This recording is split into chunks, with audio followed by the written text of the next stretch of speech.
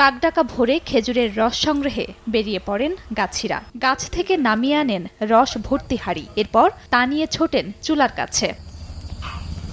টিনের বড় পাত্রে রস ঢেলে জাল দিয়ে শুরু হয় গুড় তৈরির প্রক্রিয়া। আস্তে আস্তে রস শুকিয়ে রূপ নেয় সুস্বাদু গুড়ে। ফরিদপুরের তাম্বুলখানা জুড়েই দেখা মেলে এই কর্মযজ্ঞের।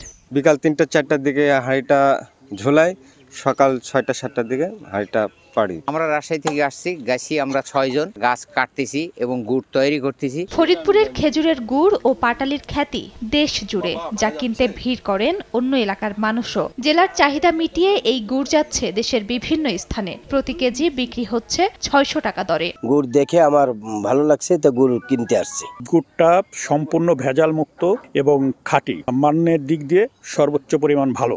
খেজুর গুড়ের ঐতিহ্য ধরে রাখতে নিজ উদ্যোগে ৬০০ গাছ কিনেছেন তরুণ উদ্যোক্তা এনামুল হাসান গিয়াস। তিনি জানান, রাজশাহী, যশোর সহ বিভিন্ন অঞ্চল থেকে গাছিদের আনতে হয়, এতে বেড়ে যায় খরচ। আমার গুড় আসলে পড়ে থাকে না, প্রত্যেক বছরই আমার ক্রাইসিস থাকে এবং এটা নিয়ে আসলে আমি অনেক বিব্রতকর পরিস্থিতিও ফেস করি, অনেকে গুড় দিতে পারি না। আমি মনে করি সরকার যে সংস্থাগুলো ক্ষুদ্র উদ্যোক্তাদের নিয়ে কাজ করে, উদ্যোক্তাদের উচিত এগুলোকে প্যাট্রোনাইজ করা। কৃষি বিভাগ বলছে, নতুন করে খেজুর গাছ লাগানোর পাশাপাশি উদ্যোক্তাদের সহযোগিতা দেয়া হচ্ছে। আমরা কৃষি সম্প্রসারণ অধিদপ্তর উদ্যোক্তাদের বিভিন্ন সময়ে নানা ধরনের পরামর্শ প্রদান করে থাকি। আমাদের দেশে যে সবচেয়ে বড় সমস্যা ভেজাল মেশানো, সেই ভেজাল মেশানোর এই সমস্যাটা আমাদের ফরিদপুর সদরের যে গুড় তৈরি করার উদ্যোক্তারা আছে তাদের ভিতরে নেই। কৃষি বিভাগের তথ্য মতে ফরিদপুর সদরে ছোট বড় ১৩,৬৭৮টি খেজুরের গাছ রয়েছে।